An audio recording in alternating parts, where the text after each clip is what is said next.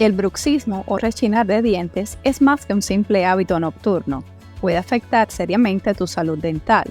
Al apretar los dientes involuntariamente se generan tensiones que pueden resultar en dolor mandibular, desgaste dental, hasta dolores de cabeza. Para prevenirlo, considera el uso de una férula dental nocturna. Realiza técnicas de relajación antes de dormir y consulta con tu dentista regularmente.